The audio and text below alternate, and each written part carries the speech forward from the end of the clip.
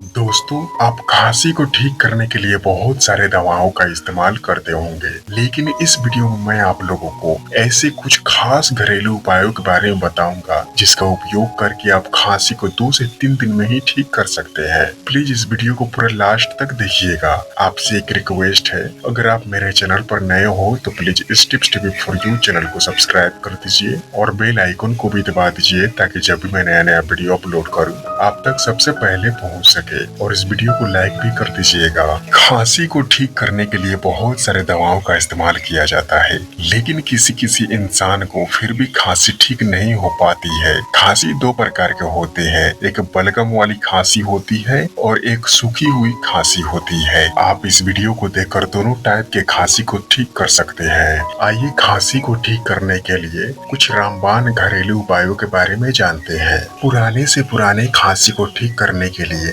गर्म पानी और नमक बहुत ही ज्यादा फायदेमंद होते हैं। इसके लिए आप गर्म पानी में चुटकी भर नमक डालकर उससे गरारे कर सकते हैं। ऐसा करने से आपको खांसी से हुए गले के दर्द से राहत मिलती है और खांसी बहुत जल्द ठीक हो जाती है। अगर आप खांसी से परेशान हैं, तो आप गर्म पानी पीजिए। यह गले में जमे कफ को साफ करती है। लहसुन भी खांसी को बहुत जल्द ठीक कर देता है। इसके लिए आप लहसुन को घी में भूनकर खा सकते हैं। अगर आप खांसी से परेशान हैं, तो आप अदरक के जूस में थोड़ा सा शहद मिला लीजिए और इसका सेवन कीजिए। इससे भी खांसी ठीक हो जाती है। अनार का रस भी खांसी से राहत दिलाता है। आप अनार के रस में थोड़ा सा पिपली का पाउडर और अदरक को डालकर इसका सेवन कर सकते हैं। अगर खांसी के साथ बलगम भी है, तो यह बेचैनी और दर्द पैदा करती है। इससे बचने के लिए देसी घी में काली मिर्च को मिला लीजिए और इसका सेवन कीजिए। इससे खांसी के बलगम बहुत जल्द ठीक हो जाती है।